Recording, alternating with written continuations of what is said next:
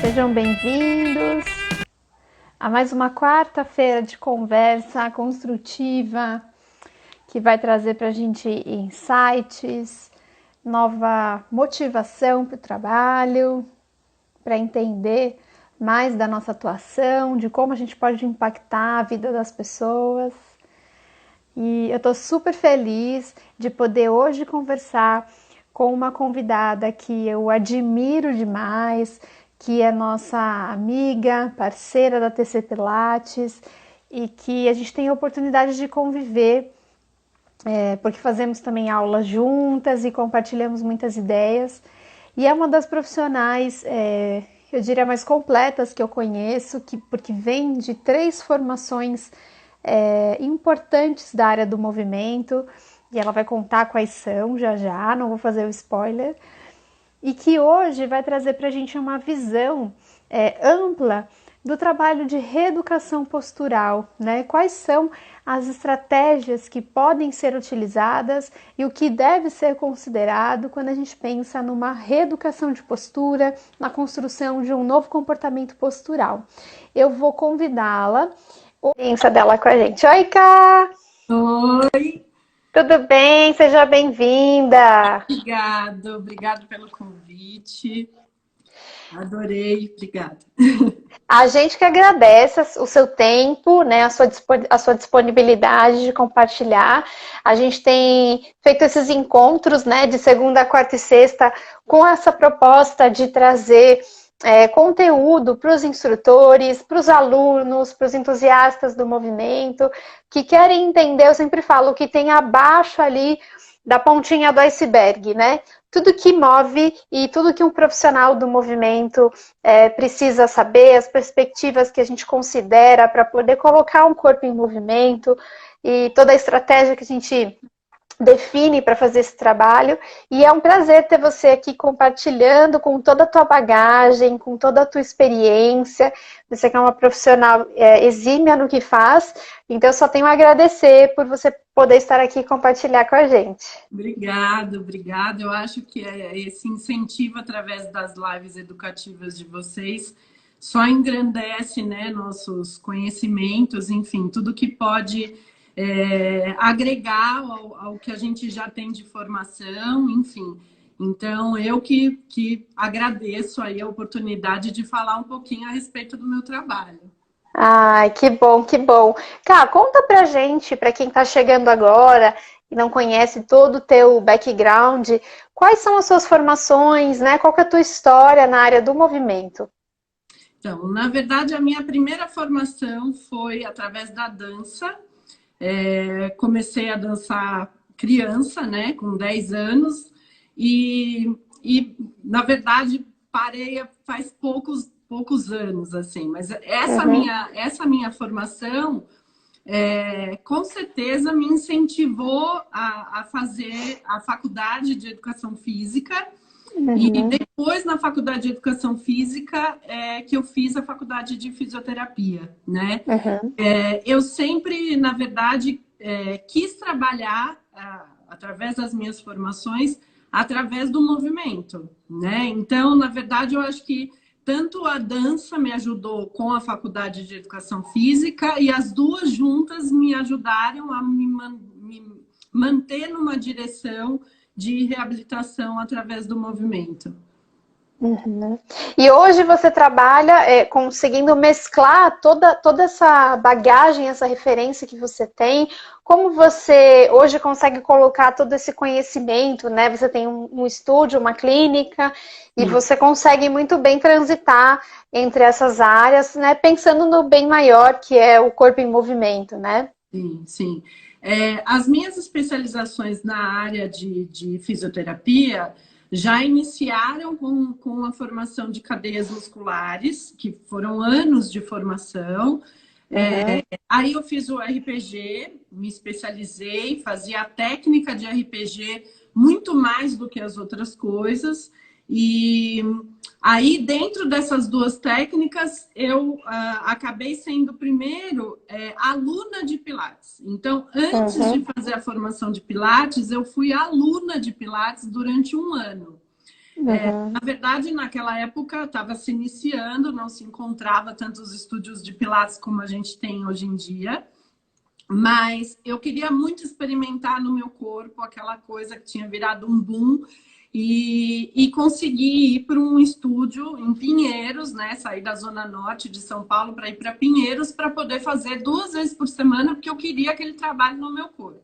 E aí Uhum. eu fiz a formação do Pilates, fui instrutora da formação por alguns anos e aí, na verdade, a gente sabe, a gente que é instrutor do movimento, né, que é facilitador aí desse trabalho corporal, são sempre formações e coisas que a gente não acaba nunca, né, Vivi? Na verdade, a Sim. gente vai chegando aí para vários caminhos. Hoje estou bem focada nesse trabalho das fáscias, através do Garuda e de outras formações, que na verdade, assim, né, dentro dos conhecimentos que vão gerando aí, que vão aparecendo, a gente acaba levando um pouco mais essa direção de trabalho, né, para conseguir um resultado num processo corporal com mais sucesso, com mais ênfase, né? Sim, é uma caixinha de ferramentas, né, cara? Eu gosto Sim. muito de fazer essa analogia, É, porque a gente tem ali dentro da nossa bagagem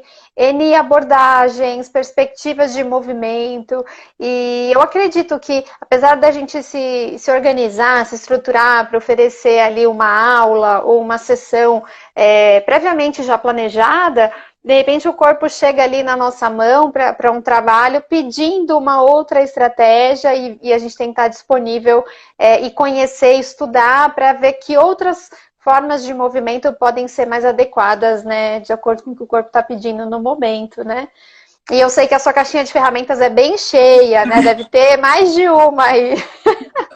com certeza. E, na verdade, eu acho que o que é legal ressaltar é que eu, como instrutora de Pilates, né, na verdade, eu dou o trabalho de movimento em si, mas eu tenho uma clientela que chega para mim buscando a fisioterapeuta, né? Uhum, Então, chega com um quadro de dor e a gente realmente tem que saber qual a ferramenta que eu vou utilizar para aquela pessoa, aquele indivíduo que momentaneamente ele é meu paciente, que muitas das pessoas que já fizeram tratamento se mantêm fazendo o Pilates, né? Esse trabalho corporal comigo como uma manutenção, porque não quer uhum, desligar desse autoconhecimento que ele conseguiu, sim, né, na verdade, sair de um quadro de dor, que geralmente, infelizmente, eu acho até, que as pessoas, geralmente, elas buscam na verdade, esse trabalho, né, orientado quando está com um quadro de dor. Então, uhum, a fisioterapia ela deveria ser muito mais preventiva, o que realmente não acontece, né? Eu busco uhum, muito isso, porque dores, na verdade, as pessoas, né, dificilmente você encontra uma pessoa que não tenha dor nenhuma. Foi uma dor uhum, esporádica, pode ser uma dor crônica, uma dor em cima de uma lesão grave, enfim. Mas esse processo é legal a gente perceber que é um autoconhecimento. Então, de repente, eu começo um processo com um paciente que tem aquela dor, mas eu faço com que ele se conheça e acabe gerando um pouco mais essa possibilidade de um autoconhecimento enquanto está fazendo um trabalho de reabilitação, né? uhum. Então, Não, minhas formações me dão essa possibilidade, né? Como eu sim. trabalho como profissional do movimento e como fisioterapeuta, né? Eu tenho as duas clientelas ali junto comigo, eu vejo isso muito claramente.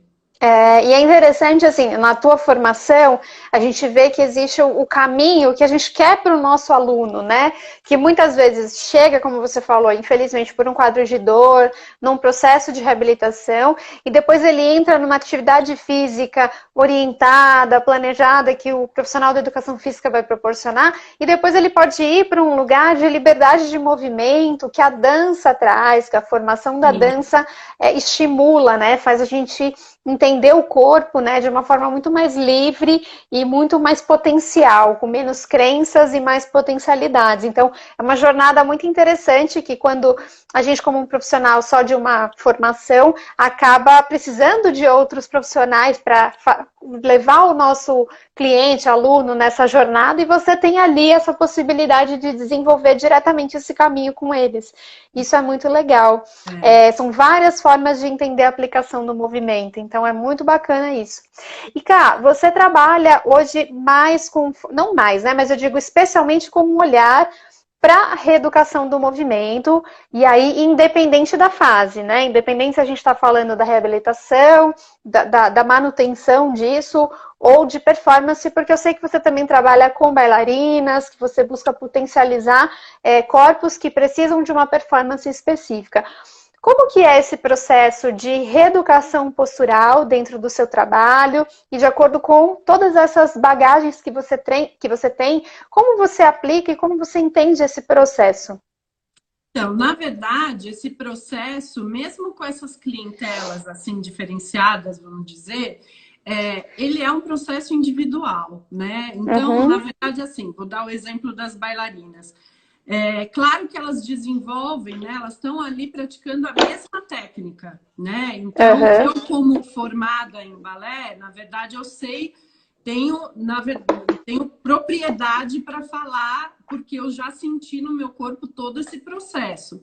Então, sim, digamos que eu sou uma facilitadora de um entendimento do porquê que aquilo não acontece. Por exemplo, do porquê que uma certa mobilidade do quadril, que é tudo feito em rotação externa, tem uma certa dificuldade. Então, eu acho que o mais interessante dentro desse trabalho é para elas diminuir a quantidade de lesões, né? Quando eu comecei a fazer esse trabalho de Pilates para bailarinos, na verdade, era em busca de não ter tantas bailarinas lesionadas por causa de uma fase de ensaios ou porque tinha aumentado, né, na verdade, uma carga horária e que o corpo não estava preparado para aquilo. Então, o próprio Pilates, na verdade, me dá a possibilidade de melhorar a performance e eu, claro, acabo levando os exercícios que eu ofereço para elas dentro de uma possibilidade. Então, assim, na minha aula de Pilates, eu falo, olha, isso vai ser melhor, por exemplo, para melhorar o seu andeor, para melhorar a sua movimentação da articulação do quadril quando você vai fazer um certo movimento. Então, é um exemplo. Mas eu acabo levando para isso, né? Exatamente com esse trabalho de consciência corporal do que elas estão fazendo, porque também tem uma outra coisa no balé. As crianças que começam a fazer balé, elas começam a fazer uma cópia. Então, elas não têm esse entendimento do próprio corpo e da possibilidade daquele corpo fazer o que uma professora, né, que provavelmente, claro, tem mais anos de bagagem no corpo, então ela faz uma cópia. Então, é muito importante no desenvolvimento. O balé tem 8 anos de formação, né? Não é uma coisa simples. Pega uma fase de crescimento dessas crianças, né? Então, é muito importante ela já começar a entender o que está acontecendo no corpo dela e que aquela sobrecarga mecânica, ela precisa de um respaldo que o próprio Pilates dá. Então, o Pilates ajuda muito, né? Por que a gente fala Pilates para bailarino? Qualquer tipo de Pilates é bom? Claro. Mas o fato de você ter um instrutor que entende da dança, com certeza ele vai conseguir levar muito mais a direção dos exercícios em prol de uma facilidade, de um fortalecimento ideal para aquilo lá. Né? E até o alívio das compensações, né, de estruturas que são muito exigidas durante o balé, né? Sim, exatamente. Tanto é que tem umas coisas que assim, a perna paralela para elas, né? Você fala, para elas já é uma coisa muito natural rodar externamente a coxa, né? Aí você fala, não, nós vamos trabalhar com o paralelo para poder ganhar esse equilíbrio. E isso vocês já fazem muito no balé, né? Então vamos ganhar esse equilíbrio trabalhando no paralelo. Elas se sentem underduck, na verdade é uma rotação oposta, né? E aí eu falo, é esse equilíbrio que vai deixar a sua estrutura articular com um respaldo melhor. Então, é isso daí que elas precisam. Então, eu dificilmente trabalho uma rotação externa. Eu acabo trabalhando muito mais o paralelo e rotações, na verdade, em outras direções, espirais, né? Que a gente acaba explorando bastante, exatamente para dar um equilíbrio naquela articulação, né? E o importante da atividade orientada pelo profissional é justamente isso que você comentou, de que o praticante, quando você tira ele da zona de conforto, que pode ser uma zona de conforto compensatória, mas que talvez não tenha nesse momento uma queixa ou um processo mais significativo, a pessoa se sente totalmente errada, né? Desconfortável. Ela fala, não, mas agora isso aqui não está funcionando legal. Então você tem que ter esse conhecimento para entender esse processo de compensação, de preservação, né, das articulações, das estruturas corporais, em prol de um benefício mais a longo prazo, né, Ká? Com certeza, com certeza. Na verdade, é um trabalho que vai melhorar a performance de um modo geral, mas é um trabalho preventivo, né? Então, o legal é que realmente as pessoas entendam, né? Isso a gente fala de balé porque é um público meu, mas para qualquer atividade esportiva que realmente tenha essa função de um movimento repetitivo, né? Uma função que você fala, a função daquele movimento é uma coisa que eu faço muitas vezes, né? Quando é um esporte unilateral, enfim, você precisa desse equilíbrio mecânico para prevenir as lesões, né? Sim. Cá, a gente pode dizer que existe uma postura correta, uma postura ideal, como a gente lê nos livros, né? Como a gente encontra a definição de postura ideal nos livros? Olha, na verdade, o que eu penso quando chega uma pessoa para fazer uma reeducação postural? Claro que eu vou levar em conta, porque geralmente ela vai chegar para fazer um RPG comigo, uma reeducação postural, por causa de uma dor ou por causa de um desvio que já causou algum desconforto, né? Mas aí o que acontece? Quando eu estou trabalhando com aquela pessoa, eu faço uma análise que a gente tem uma base, né, na verdade, de alinhamentos que seriam mais apropriados para um corpo humano. Então, tem linhas que me referem o que seria um ideal, mas o ideal daquela pessoa é o que mais eu levo como importante, né? Então, por exemplo, se a pessoa já tem um grau de escoliose, que eu consigo referir ali, por exemplo, que ela é mais para funcional. Então, eu acabo fotografando aquilo para poder ter um respaldo de uma reavaliação. E o fato, às vezes, de eu conseguir que aquela escoliose não aumente ou que saia de um quadro de dor, para mim já é um sucesso terapêutico, porque ele está num processo. Então, o mais interessante é a pessoa, na verdade, eu levo em consideração todo o histórico daquela pessoa, né? Mas o mais importante é fazer com que aquele quadro de dor ou aquele desvio, né, do corpo dela não aumente e que ela consiga fazer uma manutenção disso, né? Então, é muito importante que ela perceba o próprio corpo e que, às vezes, aquele desvio, na verdade, é onde está lá o que a gente fala, que é onde está o quadro de dor, mas a causa daquilo não é naquela articulação. A causa daquilo é, de repente, um entorse de tornozelo que ela teve lá anos atrás e que gerou uma mecânica do caminhar dela errado e que isso gerou um problema que foi chegar lá na coluna, entendeu? Sim. Então, esse processo é uma caixinha, né? Na verdade, eu tenho que ir juntando as peças e falar, pode ser daqui, dali, o que ela me refere, o que está melhor, o que não está. E esse processo que você fala, Ká, ele tem fim? Então, geralmente o fim dos meus pacientes é abordar eles para fazer uma atividade que consiga manter, né, todo esse trabalho desse processo, né? O que a gente fala muito, que eu acho que é legal a gente comentar aqui, é que as pessoas, quando fazem um trabalho de reeducação postural, elas têm que se perceber. Então, a minha avaliação já começa quando eu vejo a pessoa sentada na minha recepção, que ela vai levantar e vai para a minha sala, a forma que ela está sentada enquanto eu estou fazendo um início, né, de questionário ali, de questionamentos.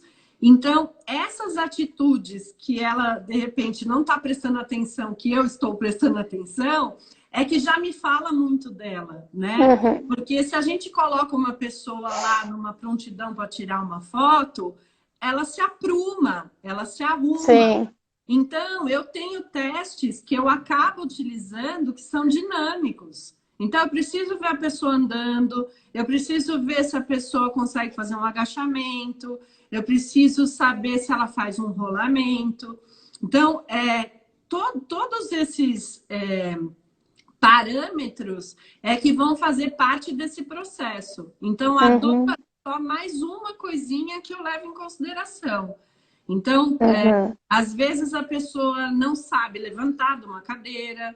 Então, é uma outra coisa que a gente fala, né? Que é importante ela perceber o gesto diário dela. Então, Uhum. aquele gesto que é feito errado. Então, por exemplo, o RPG é feito 1 hora por semana, né?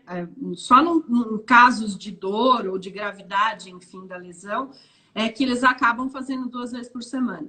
Então, 1 hora por semana, eu tenho que dar toda a possibilidade dele manter aquela sensação e aquela consciência do corpo dele para ele levar isso principalmente, a princípio, no dia a dia.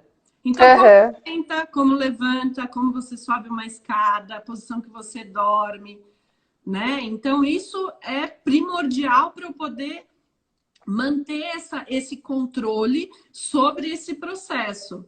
Então, Uhum. vem um feedback muito legal, né? A maioria, eu fico muito agradecida quando eu recebo um feedback falando: olha, eu consegui fazer os exercícios que você me mandou fazer em casa.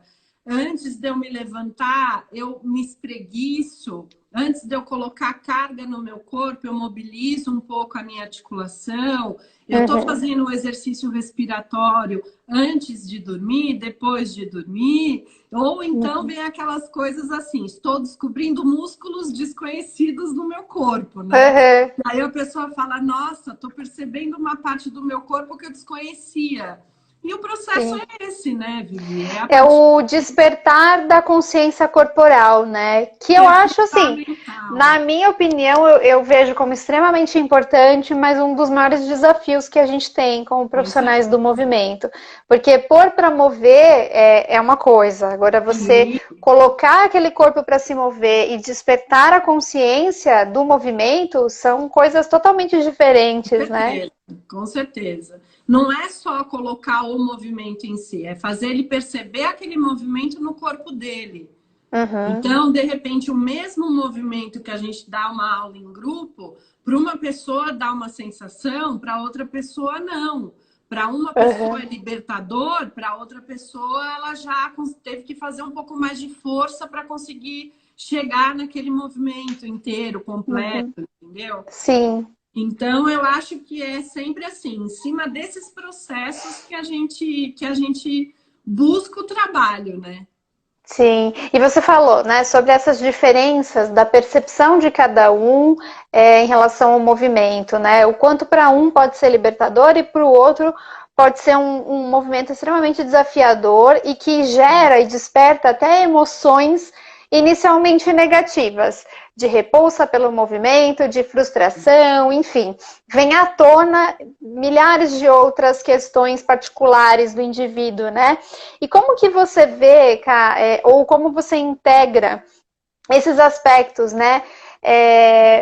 Psicossociais, emocionais, dentro, né, da tua aplicação, da tua aula, da tua abordagem? Então, a gente busca saber, mesmo quando é uma aula em grupo, a gente busca saber. Eu, na verdade, tenho alunos que estão comigo há 14 anos. Então, são pessoas que estão no processo há muito tempo. Mas quando eu estou Uhum. trabalhando num grupo de até 4 pessoas, eu busco saber um pouco a história daquela pessoa. Porque, claro, a Uhum. gente está lá num grupo de 4 pessoas, mas eu tenho que ter essa sensibilidade de saber que aquele exercício, para ela, de repente, vai ser mais desafiador, mas é desafiador, mas é necessário. Então, eu acabo trabalhando um pouco aquilo, exatamente para criar essa parte psicocomportamental que a gente fala, como uma opção de desenvolvimento daquela pessoa mesmo. Então, tá difícil. A gente acha que tem que ter aquela sensibilidade de falar, não tá bom, você não tá bem, então vamos parar, ou vamos modificar, ou vamos fazer outra coisa, enquanto as outras pessoas, porque o processo dele não é o mesmo processo das pessoas que estão fazendo aula com ele, às vezes, né? Então, foi o que você falou, não é a mecânica daquele movimento que agora, né, na verdade, no meu projeto daquela aula era fazer isso, isso e isso. Várias vezes eu acabei fazendo um protocolo do que eu ia usar e acabei usando outra coisa ali na hora pela necessidade que eu vi naquele momento, entendeu? Então, eu acho que para um paciente isso é mais fácil porque eu estou ali com uma pessoa só.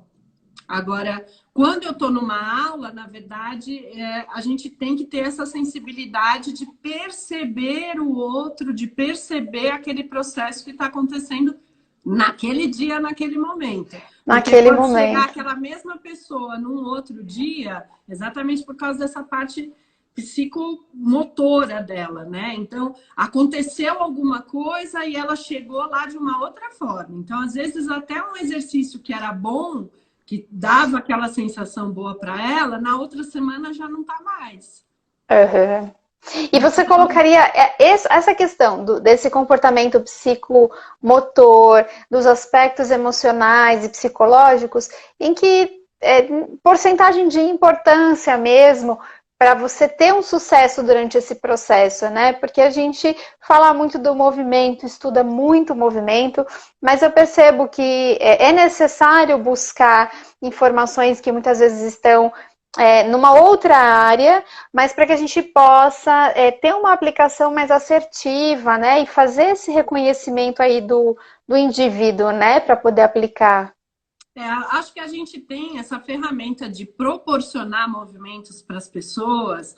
Ela é uma ferramenta que realmente pode trabalhar essa parte psicológica até da pessoa sem fazer uma terapia, né? Acho que a gente tem essa ferramenta como uma possibilidade muito grande de fazer a pessoa ter um desenvolvimento no autoconhecimento, numa autoestima, né? Então, eu acho que acaba gerando uma possibilidade engrandecedora da pessoa exatamente por causa disso, né? Que a pessoa sai de lá com uma possibilidade mesmo, né? Muito maior. E a gente tem um feedback, né? Eu, na verdade, acabo me tornando amiga dos meus alunos e pacientes. Então, a gente dá essa liberdade, de repente, até de conversar um pouco, que a gente acaba virando um pouco psicólogo também, mas o mais interessante é a gente perceber que a gente tem essa possibilidade de criar uma base corporal que vai mudar a estrutura dela na vida.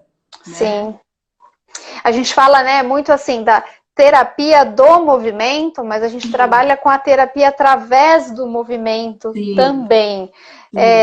Então, como você bem disse, às vezes a gente tem essa frase mesmo, o Pilates é minha terapia, mas não pelo fato de você passar a aula toda, às vezes, desabafando seus problemas pessoais para o instrutor, nada disso.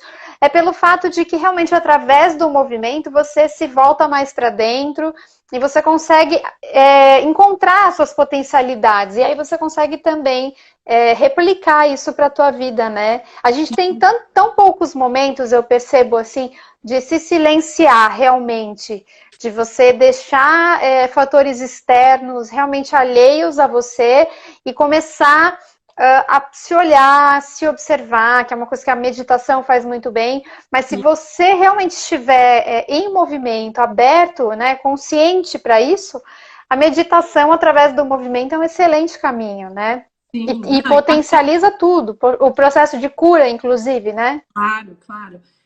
E até essa ênfase de de colocar a pessoa para perceber o próprio corpo e a própria respiração, né? Uhum, Pessoas geralmente chegam para a gente, elas não sabem como que é a respiração.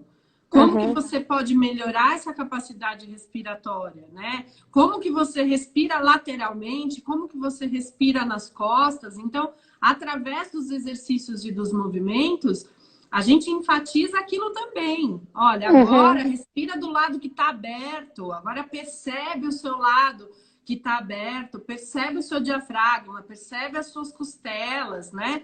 Então, uhum. se movimentando.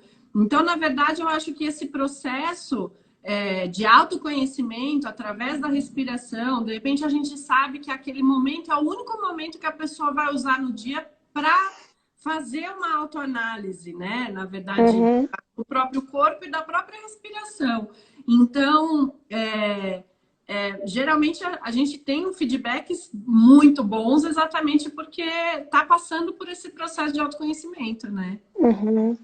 E, Cá, quando você tem essa, vamos dizer, você dá essa alta, né, para a pessoa desse processo, e aí ela já está num momento em que ela tem mais liberdade de movimento, onde ela tem um corpo mais equilibrado, quais orientações é importante que essa pessoa carregue para o dia a dia dela, em nível de observação, em nível de cuidados, porque o nosso corpo ele é dinâmico, né? Nós não somos estáticos, então, como você falou sobre o comportamento postural, quais comportamentos realmente devem ser evitados, observados ou potencializados para a gente ter aí uma vida ativa e equilibrada, né, fisicamente falando? Sim, eu acho que o que eu levo de importante para que as pessoas tenham alta, na verdade, e consigam se manter, é exatamente trabalhar essa reeducação do movimento diário dela, que acaba sendo uma manutenção, que a Uhum, gente volta. Então, a pessoa vai pegar um objeto no chão, ela sabe fazer um certo agachamento para pegar aquele objeto de uma forma que seja ideal para o corpo dela, que ela não esteja fazendo alavancas erradas, que pode voltar a gerar aquela dor que ela tinha. Então, uhum, por exemplo, como sentar, como levantar, como pegar um objeto no chão, estimular a fazer uma atividade física. Eu acho que a gente fala muito, né? Acaba puxando um pouco a sardinha para o Pilates, porque realmente ele é muito abrangente nos seus benefícios, mas que seja qualquer tipo de atividade física que a pessoa tenha prazer em fazer, mas que ela leve aquilo para a vida dela. Então, uhum. você está, sei lá, fazendo musculação, você está fazendo um esporte que é ativo, você precisa perceber o seu corpo para poder manter aquilo, né? Uhum. Então, as lições que eu dou, né, a cada sessão que um paciente vai lá, já acaba sendo um processo de manutenção que as pessoas podem continuar fazendo em casa, né? Sim, Então, eu só faço uma caminhada, mas eu faço os seus exercícios que você recomendou. Então, 2, 3 vezes por semana eu faço aquilo. Ok, então ela vai conseguir fazer aquela manutenção através disso daí, né? E a gente entendi. espera que isso perdure aí para não aparecer com uma outra dor em outro lugar, enfim. Sim. E quando você avalia a postura, né, daquele momento, daquele dia, você começa por onde, assim? Quais são os pontos que você, né, procura investigar e que você acredita, enfim, que sejam importantes como um ponto de partida mesmo para eu perceber se o meu corpo está equilibrado ou não? Então, foi o que eu te falei. Na verdade, eu acabo analisando a pessoa estaticamente e dinamicamente, mas eu levo muito em conta a história dela. Então, a Uhum. história corporal, que é uma coisa que a gente fala do desenvolvimento motor, e que realmente leva muita influência para um corpo adulto, como que foi essa infância, quais as atividades que você já fez, mesmo quando criança, né? Que tipo de trabalho corporal aquele corpo já experimentou. Então, isso me dá um leque de opções do que trabalhar com aquela pessoa, né? Então, você fala, Uhum. aquilo já fez parte daquela vida corporal ali que estava à minha frente. Então, eu acho que assim, as avaliações, principalmente dinâmicas hoje em dia, é o que vai me falar aonde que eu tenho que ir. A dor nem sempre é o meu carro-chefe falar, eu vou lá na dor. Não, porque foi o que eu falei, na verdade a dor é uma consequência de uma mecânica errada de outra estrutura do corpo, né? Então, aquela mecânica errada eu vou perceber quando ela vai deitar no colchão, que eu sei que tem de repente, uma dificuldade de mudança de posição. Quando eu peço para ela caminhar na minha sala, e aí eu fico lá dando uma olhada para ver como que é a dinâmica desse caminhar dela. Então, assim, eu acho que o que eu levo mais em consideração é isso, a parte dinâmica da avaliação e a história daquele paciente, né? E como lidar com a dor, Ká? Assim, a gente sabe que cada pessoa tem uma forma, uma resistência, né? Um nível de sensibilidade ao processo de dor, o tanto que pode suportar ou não. Tem pessoas que lidam com a dor de uma forma quase que ignorando, né? Que às vezes na aula você precisa lembrar que ela tem que ter alguns cuidados, porque ela tem um pensamento mais assim, ou de ignorar, de isso aqui não tá acontecendo e vamos para cima, ou realmente ela é mais positiva, enfim, e outras que às vezes a problemática não é tão importante ou significativa e tem um nível de dor exacerbado que realmente perturba, né, a mente, o corpo, enfim.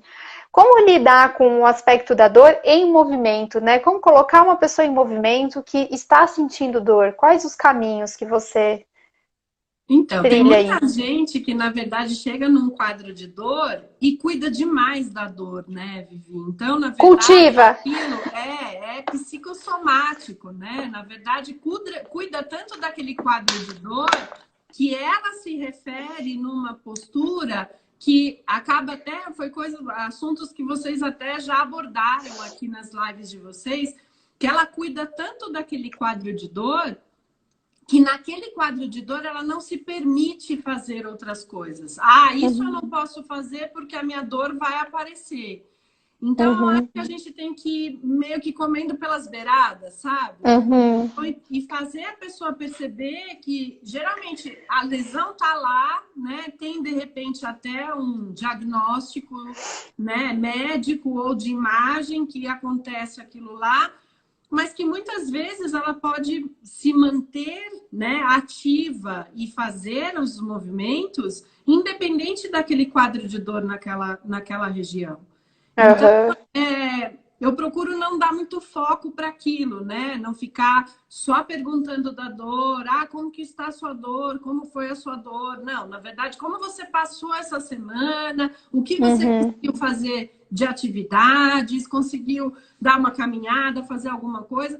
Então, acho que o foco que a gente, como profissional do movimento, né? Eu também como profissional como profissional da reabilitação em si, através do movimento, eu não fico enfatizando demais, não, aquela dor. Eu acabo trabalhando o que vai gerar um conforto e a possibilidade da pessoa se salvar desse cuidado tão excessivo, de repente, naquela região, entendeu? Sim, muitas vezes a abordagem do terapeuta, do professor, pode, em forma de cuidado, até potencializar isso, né? E a gente acha que está contribuindo com o processo sendo cuidadoso, quando na verdade a gente potencializa um comportamento que não ajuda o processo, né?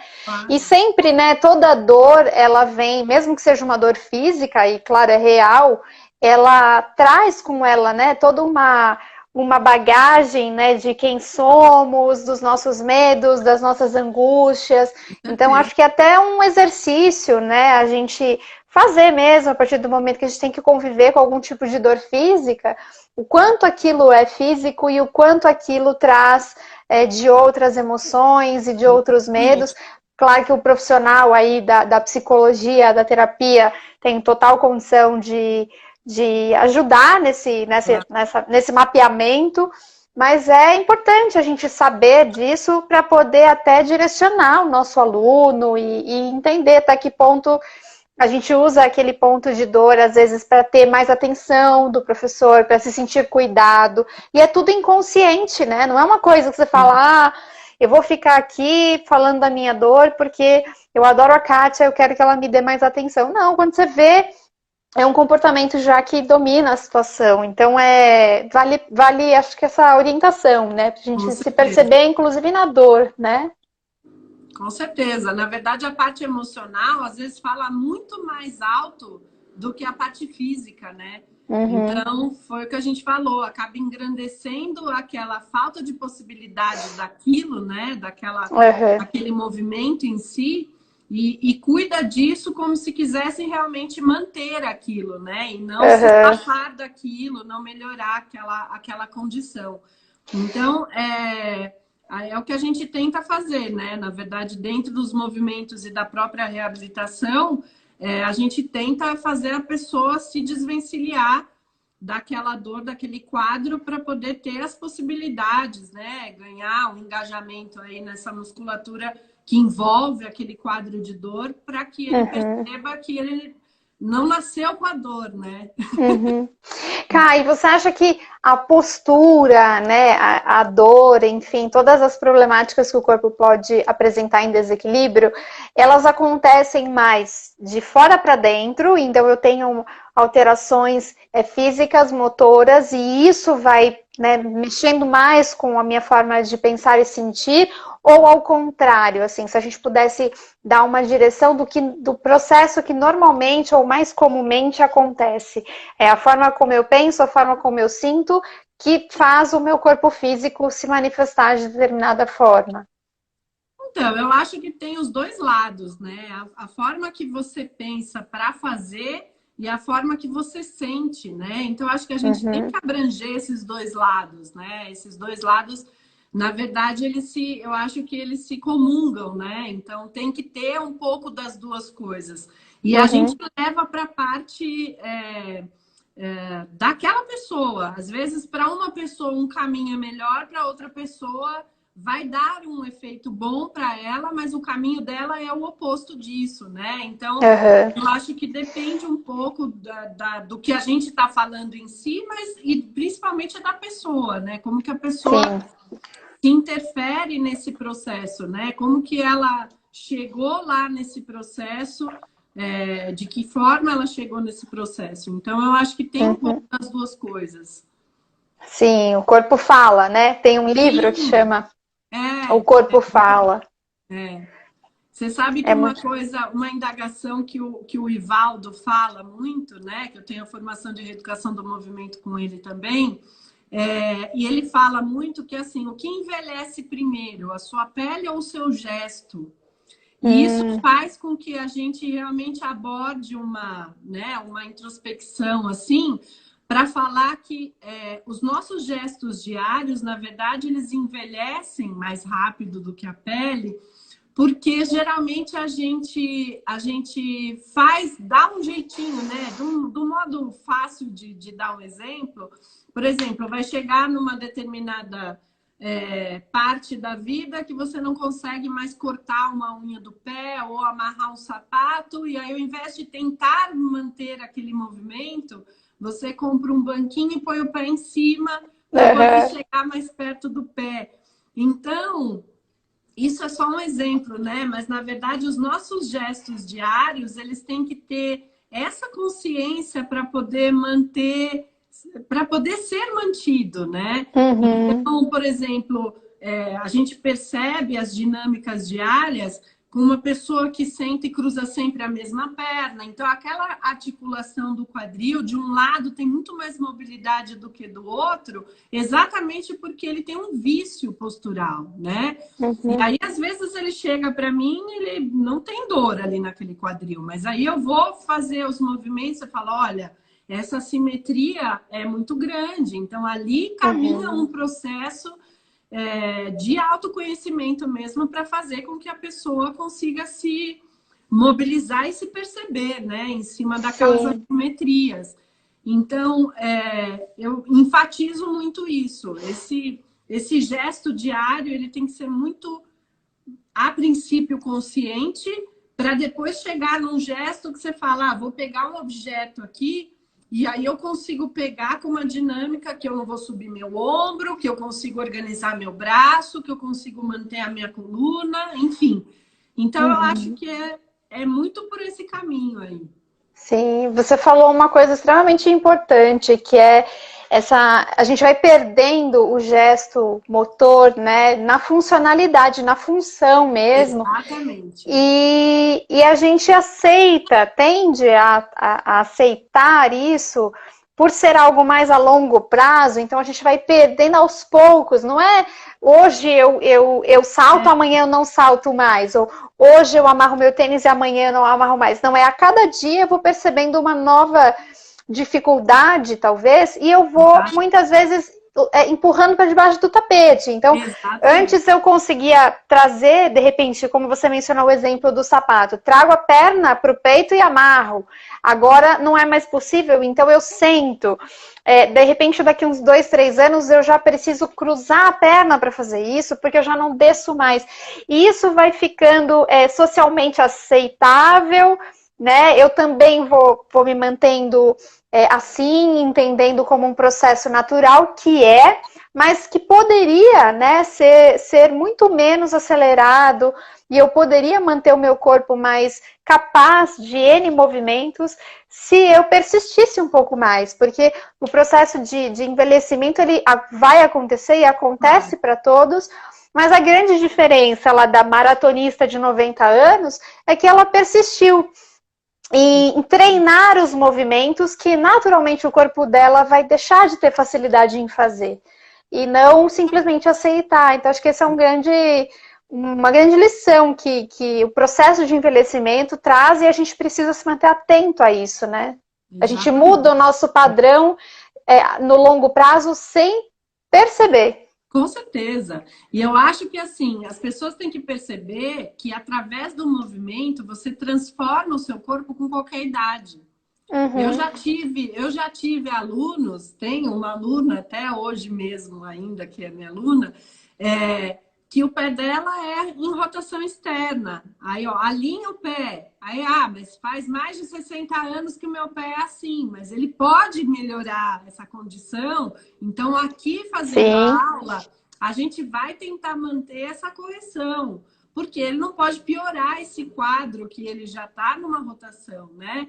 Então, na verdade, não tem idade para isso. É bom que as pessoas realmente percebam que não é porque, de repente, tem uma certa idade que não consegue melhorar articularmente a sua, né, a sua manutenção, a sua organização corporal. Não é porque, de repente, não consegue mais amarrar um sapato que eu não vou conseguir mais. Eu posso chegar mais perto de amarrar o sapato, né? De repente. Mas que esse processo realmente não tem idade, né? Na verdade, enquanto somos pessoas ativas, a gente pode mudar esse quadro, né? Melhorando.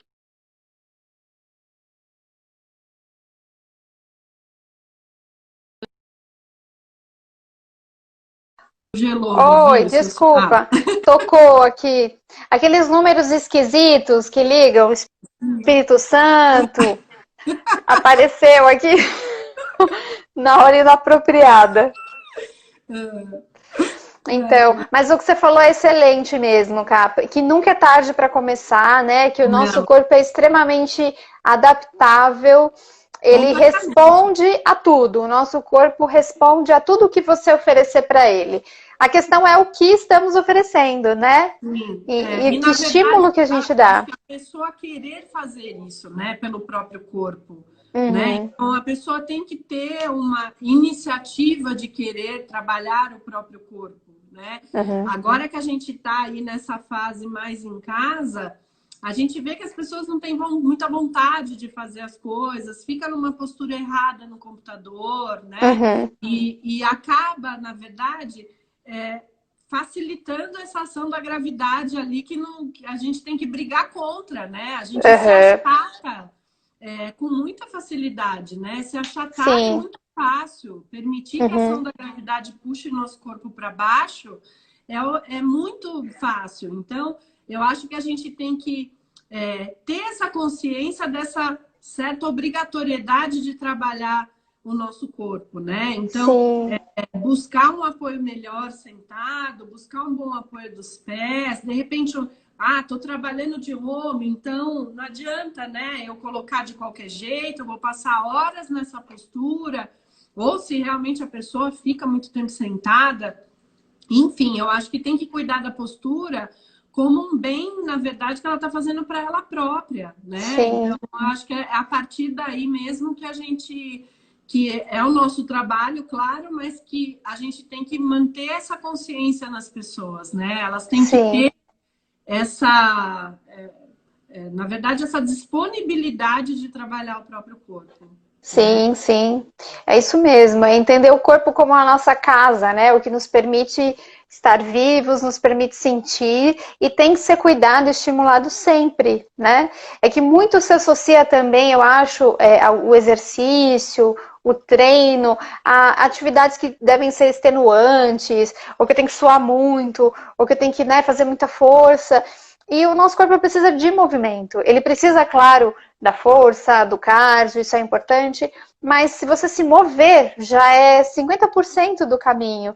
E eu percebo que esse momento que estamos vivendo, Caí, você pode também me dar a sua impressão, de uma certa forma ajudou a nós, profissionais do movimento, a criar essa percepção, né, das pessoas que ficaram em casas e ficaram, né, impossibilitadas do movimento normal do dia a dia, do caminhar até o carro, do dia a dia mesmo, de ir no mercado, de ir na padaria, de se mexer mais, e o corpo começou a gritar. Então, todo esse isolamento, né, social também fez com que a gente fosse mais para dentro, tivesse que conviver ainda mais com os nossos monstrinhos, e aí você percebe que o movimento, o exercício te mantém mais saudável fisicamente, mentalmente, emocionalmente. Então, acho que acabou, de alguma maneira, mostrando a importância do exercício que para aqueles que talvez ainda não tivessem observado isso, né?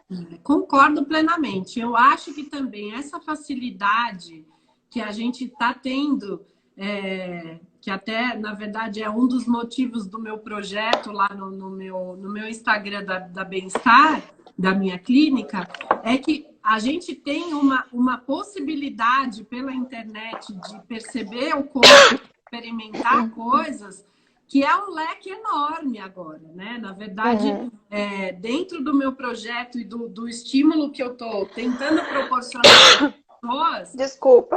Imagina. Passou.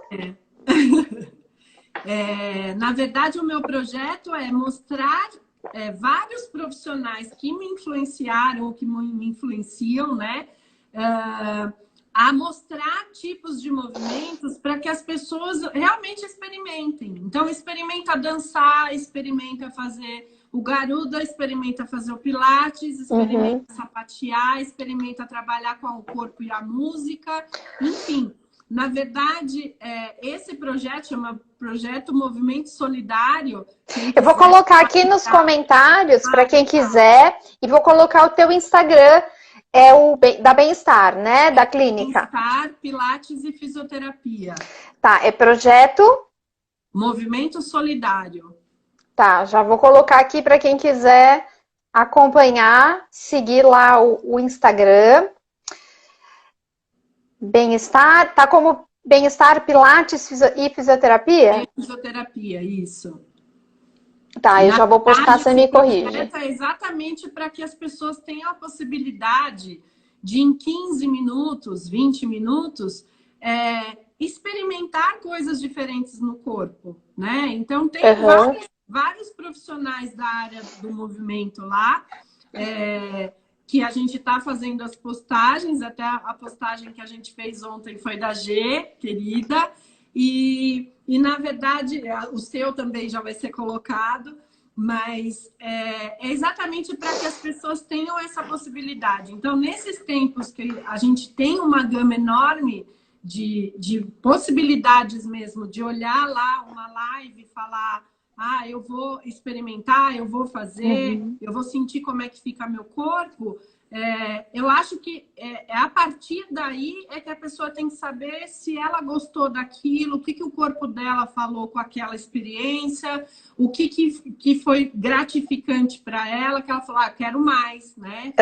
Um gostinho de quero mais, fazer um trabalho em cima daquela linha. Então, eu acho que é a partir daí mesmo, Vivi. Eu acho que tem que estar aberto a essas possibilidades, né? Sim, e é uma linda iniciativa pelo fato de proporcionar experiências diversas para as pessoas entenderem e reconhecerem qual tipo de movimento mais te agrada. Como você falou, o melhor movimento é aquele que você gosta. Porque senão você também não vai dar continuidade. Não adianta você fazer o que eu te recomendo se de repente aquilo não te agrada. É importante que você procure uma linha de trabalho que te proporcione um prazer no movimento. E você vai trazer, né, com esse projeto, essa gama de possibilidades, essa apresentação de N formas de movimento para as pessoas que querem começar ou que talvez não estão tão animadas e felizes da forma como estão se movendo.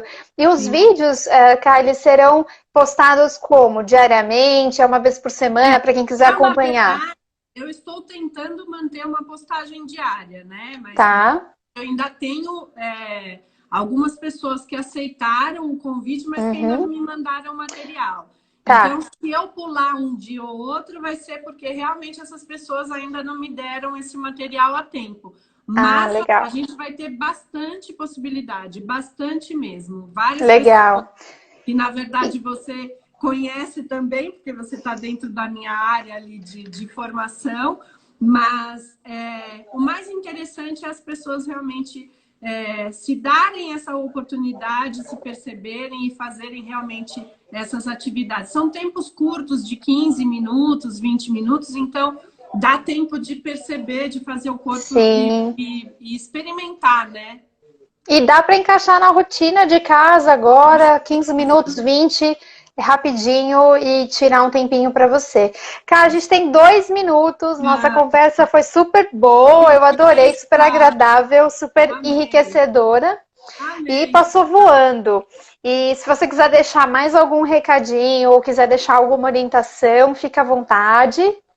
A palavra é sua. Eu queria muito agradecer essa possibilidade da nossa conversa, né, para fazer com que a gente consiga, através da nossa conversa, orientar as pessoas, né, e estimular as pessoas a se movimentarem. Então, eu acho que é a nossa função também como profissional do movimento, né?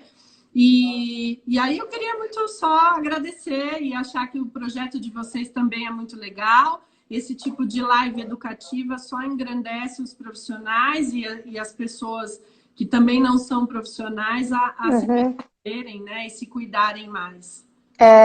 Muito obrigada, Ká. Parabéns pelo seu projeto, pela sua iniciativa, pela sua carreira, que é admirável, né? Todo o seu desenvolvimento. Eu te conheço de perto, sei que você não para de estudar, mesmo com toda a tua bagagem. Você é uma profissional extremamente dedicada e engajada no que faz. Então, todas as pessoas que estão aí nas suas mãos, em movimento, podem ter certeza que estão nas mãos de uma profissional incrível, né? Elas já sabem disso, eu só estou reforçando, mas é isso, é admirável mesmo, porque acho que essa paixão, né, que a gente percebe dentro de você, que todos os profissionais devem alimentar, porque a paixão acaba, né? Você conhece algo novo, você se anima e de repente, né, volta para uma normalidade. A gente tem que alimentar essa paixão pelo que a gente faz e continuar estudando para levar realmente o melhor para todo mundo que confia o corpo e a saúde nas nossas mãos. Mais uma vez eu te agradeço pelo tempo, pelo compartilhamento. Obrigada. Eu posso deixar salvo a nossa live no IGTV? Claro, pode deixar. Então tá bom, tá. Muito obrigada, um beijo para você. Obrigado. Fique bem, logo mais estamos juntos novamente presencialmente. Com certeza.